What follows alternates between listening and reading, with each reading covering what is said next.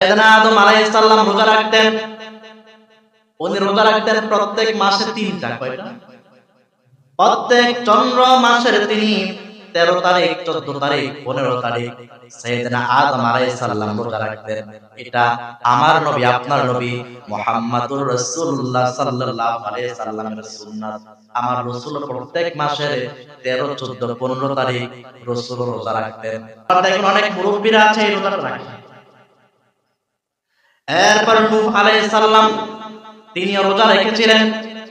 সুনান ইবনে মাজার হাদিস সাক্ষী, আল্লাহর হাবিব সাল্লাল্লাহু আলাইহি ওয়াসাল্লাম বললেন, নূহ আলাইহিস সালাম বছরের 2 দিন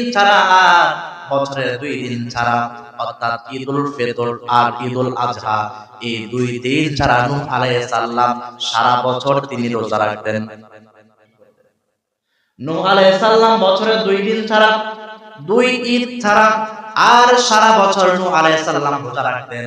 যদি ওই রোজার বিধান উম্মতে মুহাম্মাদের উপরে পড়ে দিতে, তাহলে উম্মতে মুহাম্মাদের আমাদের কি যে অবস্থা হইতো আল্লাহই ভালো জানে। এক মাস তো রাখে।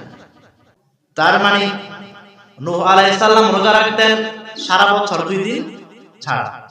এরপরে সাইয়েদনা ইব্রাহিম আলাইহিস সালাম তিনিও রোজা রাখতেন। আবার মূসা আলাইহিস সালাম তিনিও রোজা রাখতেন। দাউদ আলাইহিস সালাম তিনিও রোজা রাখতেন।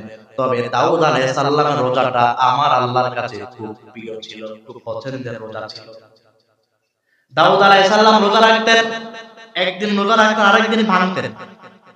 একটার পরের দিন রাখতেন, আবার তার পরের দিন ভাঙতেন। এমনি করে দাউদ আলাইহিস সালাম বছরে 6 মাস রোজা রাখতেন, আর 6 মাস তিনি রোজা ভাঙতেন। তার মানে এই রোজাটা আমার আল্লাহ অনেক পছন্দ করতেন। দাউদ আলাইহিস সালামের রোজা আমার আল্লাহর কাছে খুব পছন্দ, খুব প্রিয় ছিল।